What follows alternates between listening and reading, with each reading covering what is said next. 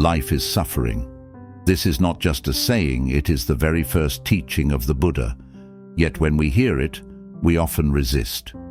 We ask, why should I accept such a dark idea? Isn't life also joy, laughter, and love? And still, deep inside, we know, even joy fades, laughter ends, and love can bring pain. If everything is temporary, what are we truly chasing? In this reflection, we will walk together through one of the most profound questions of human existence. If life is suffering, what keeps us running after goals, desires, and dreams? By the end of this talk, you will not only understand the Buddhist view of suffering, known as dukkha, but also gain insight into why we chase illusions, how to see through them, and what freedom might feel like when we stop running. We will explore the roots of suffering, the traps of desire, the illusions of permanence, and the wisdom hidden inside impermanence.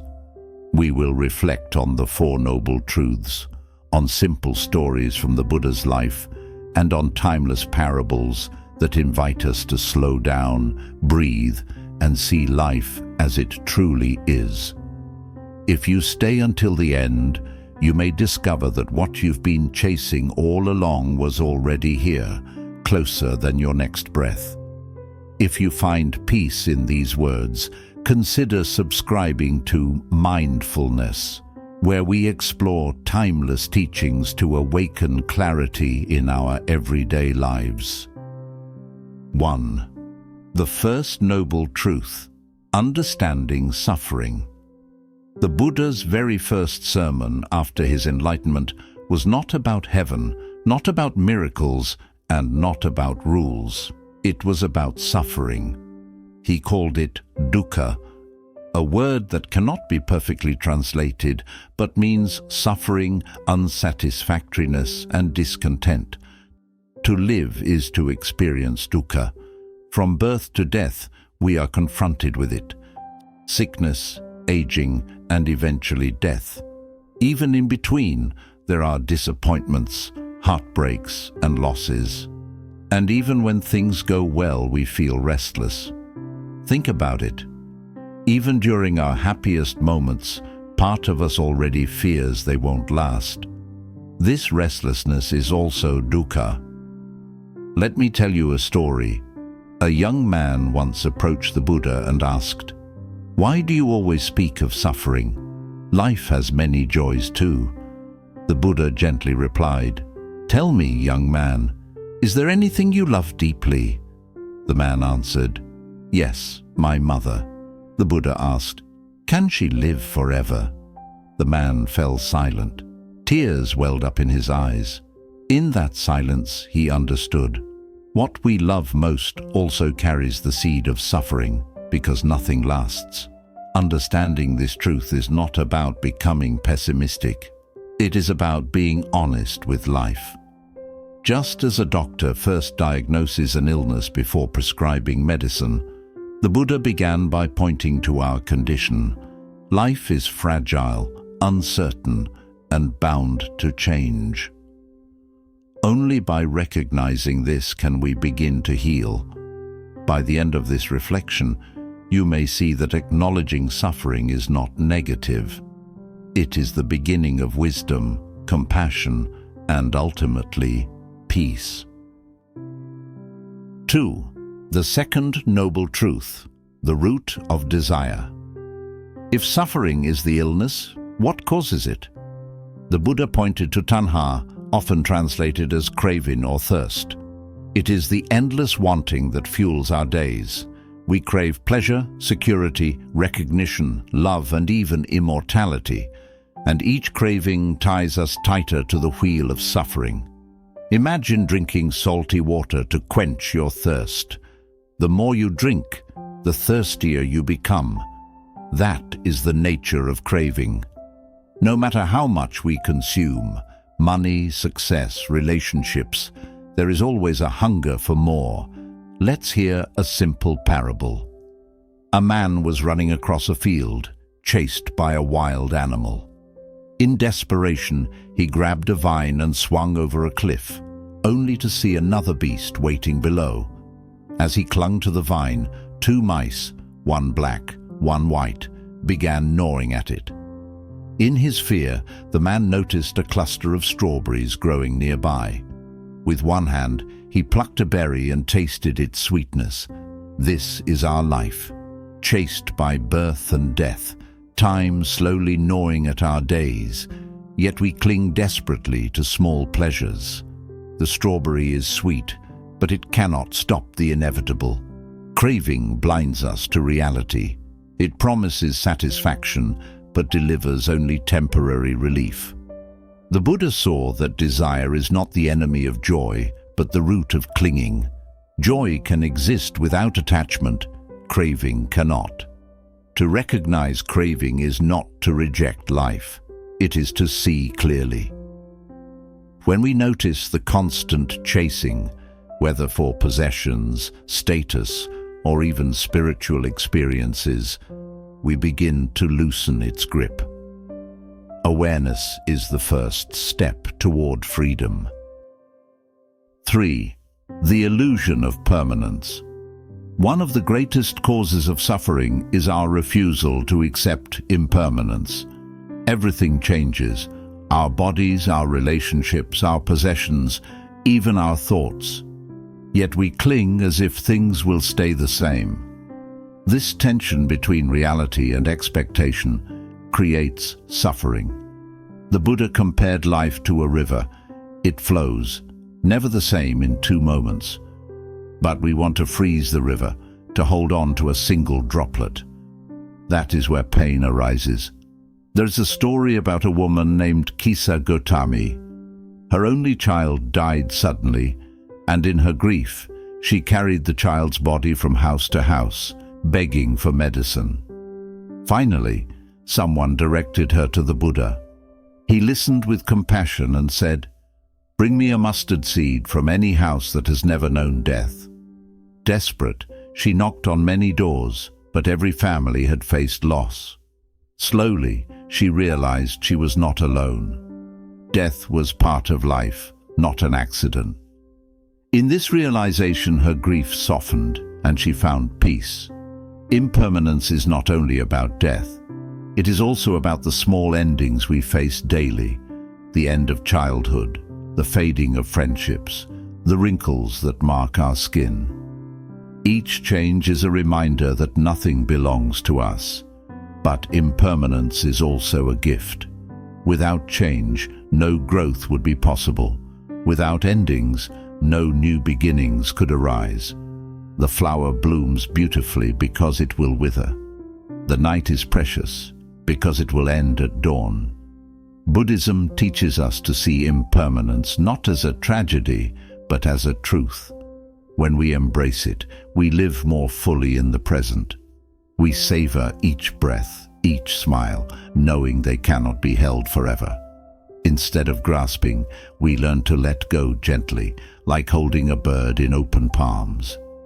Impermanence teaches us gratitude, it teaches us compassion, and it whispers a profound truth. The only moment we truly have is now. 4. The trap of identity and ego. Another subtle cause of suffering lies in our sense of self. We cling not only to people and things, but also to the idea of me. We defend it, polish it, and fear its disappearance. But according to Buddhism, the self we cling to is an illusion. The Buddha taught the doctrine of anatta, or non-self. He explained that what we call I is nothing more than a collection of changing elements: body, feelings, perceptions, thoughts, and consciousness. None of these are permanent, and none are truly ours. Think about the flame of a candle. It burns, but is it the same flame from one moment to the next? Or is it a series of causes and conditions continuing in motion? In the same way, we are processes, not fixed entities. A story is told of a monk who was insulted by villagers. He calmly replied, "You have mistaken me for someone else." Confused, they asked what he meant. The monk said, "The man you insulted yesterday is not the same as the one standing before you now. Everything has changed, even in me." When we see the illusion of ego, anger loses its grip. Pride softens, fear dissolves. We realize there is no permanent me to defend. Life becomes lighter, like putting down a heavy load we've carried for too long. This does not mean we disappear or become meaningless. Instead, it means we stop clinging to a rigid identity. We can be more flexible, compassionate, and free. When we are not obsessed with protecting I, we can open more fully to others. The trap of ego is subtle. It tells us we must achieve, accumulate, and prove ourselves to feel real. But Buddhism invites us to see that we are already whole, already connected, without needing to chase an image of ourselves. To release the illusion of self is not to lose life. It is to finally meet it, without masks, without fear. 5. The middle way, walking between extremes. When the Buddha left his palace, he sought the truth with great determination. He practiced severe austerities, fasting until his body was nothing but skin and bones. He believed that if he destroyed the body, he might free the spirit. Yet after years of torment, he realized this too was not the path. One day, exhausted and weak, he fainted by a riverbank. A village girl offered him milk and rice. As his strength returned, a deep insight arose. Neither indulgence in luxury nor torture of the body leads to awakening. The path must be something different, something balanced. He called this the middle way. The middle way is not just a Buddhist philosophy, it is a way of living every moment. On one side lies indulgence, the endless pursuit of pleasure, possessions and status. On the other side lies denial, rejecting all comfort, punishing ourselves with harshness. Both extremes are fueled by craving, and both end in suffering. The middle way is the path between them, guided by mindfulness, moderation, and wisdom. Consider the strings of a musical instrument. If pulled too tightly, they will snap. If left too loose, they will not produce sound. Only when tuned with balance can they create harmony. The same is true for our lives. If we chase after pleasure without pause, we exhaust ourselves. If we suppress joy completely, we become dry and lifeless. Balance allows us to walk steadily. Let's reflect on a small story. A monk once asked the Buddha, "How should I meditate?" The Buddha replied, "As you would tune a lute, not too tight, not too loose." The monk understood. Meditation, like life, must rest in balance, alert but not rigid, relaxed but not careless. The middle way is not about mediocrity or compromise. It does not mean living half-heartedly. Instead, it means living wisely. We can still enjoy food, love, music, or friendship, but without clinging to them as permanent sources of happiness. We can still work, dream, and achieve, but without believing they will complete us forever. Modern life tempts us constantly toward extremes. Advertising tells us to buy more, eat more, and want more. On the other side, self-help culture often urges us to reject everything, to detach in ways that can become another form of denial. The middle way reminds us, happiness is not in swinging to either side, but in walking steadily along the middle. Think about how this applies to ordinary life. When we eat, do we devour without awareness, or do we eat mindfully, tasting each bite? When we work, do we obsess until we collapse, or do we work with dedication while also resting? When we speak, do we lash out in anger or stay silent in fear? The middle way invites us to speak truth with compassion, neither harsh nor cowardly. The Buddha also gave us practical guidance for walking this path, the Noble Eightfold Path. It is like a compass that keeps us balanced. Right view, right intention, right speech, right action, right livelihood, right effort, right mindfulness, and right concentration. These are not commandments, but gentle directions. Each one helps us return to balance when we stray too far to one side. For example, right speech means avoiding lies, gossip, and hurtful words. But it also means not staying silent when kindness needs to be spoken. Right effort does not mean exhausting ourselves. It means making just enough effort to cultivate what is wholesome and let go of what is harmful. The middle way can also guide us through suffering itself. When pain arises, many of us fall into extremes. We either drown in it, overwhelmed, or we deny it, pretending it is not there. The middle way teaches us to acknowledge pain with mindfulness, not clinging, not rejecting, but observing. In that space, pain loses some of its power. There is a profound freedom in balance. It allows us to enjoy the sweetness of life without fear of losing it, and to face challenges without being crushed. The middle way is like walking across a bridge. If we lean too far to one side, we fall. But if we walk carefully step by step, we reach the other shore. The Buddha's life itself is the ultimate reminder. He was once a prince, surrounded by every luxury.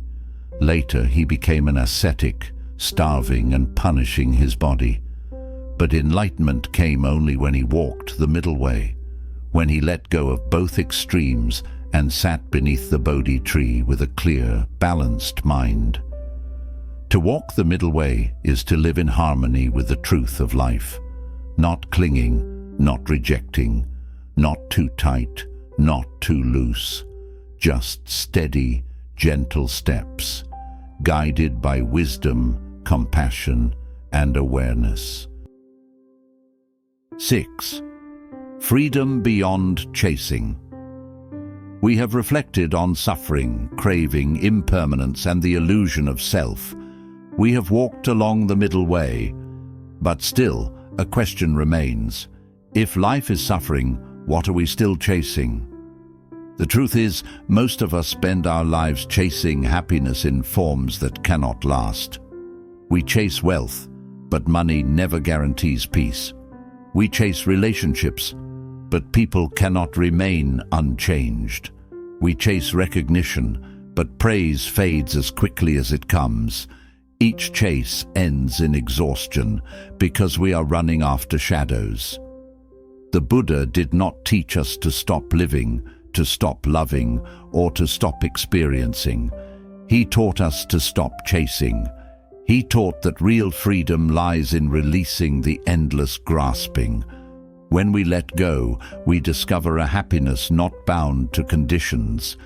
This is what Buddhism calls nirvana, not a place, but a state of liberation. Imagine carrying a heavy bag on your shoulders for many years. You try to fill it with more things, thinking each item will finally make you feel secure. But the bag only grows heavier. One day, you set it down. For the first time, you feel light. You have not gained anything new. You have simply let go. That is the taste of freedom. There is a story of a monk who crossed a river using a sturdy raft. When he reached the other shore, he wondered, "Should I carry this raft on my back, since it helped me so much?" Of course not. The raft had served its purpose. Carrying it further would only burden him. In the same way, our desires, our identities, even our beliefs can be useful, but when clung to, they become burdens.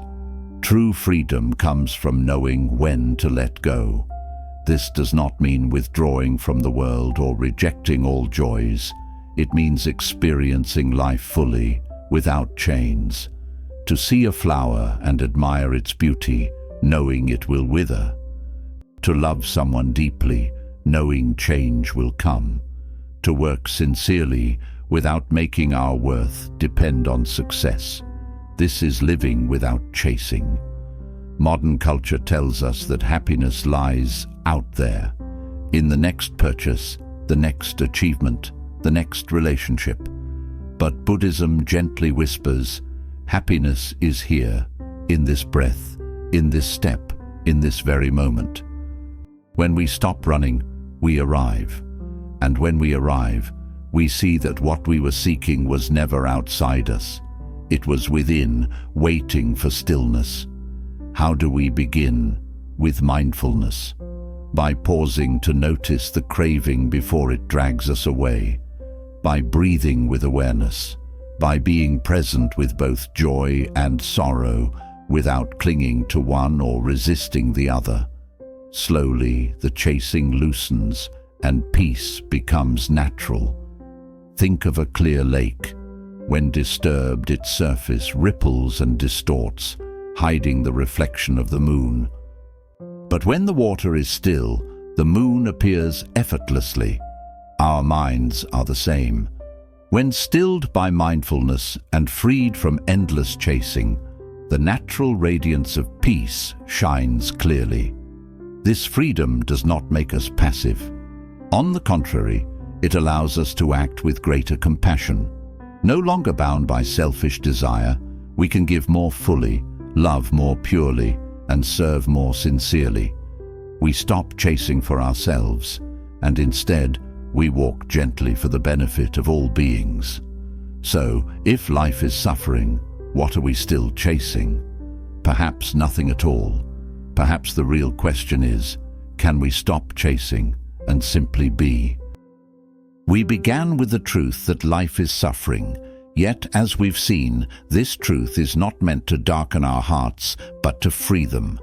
By understanding craving, impermanence, ego, and the middle way, we find peace beyond chasing. Happiness is not somewhere in the future. It is here, in this breath, in this very moment of awareness. Thank you for reflecting with me. If these teachings bring you clarity, please subscribe to Mindfulness to continue exploring the wisdom of the Buddha. May you walk gently, and may peace be with you always.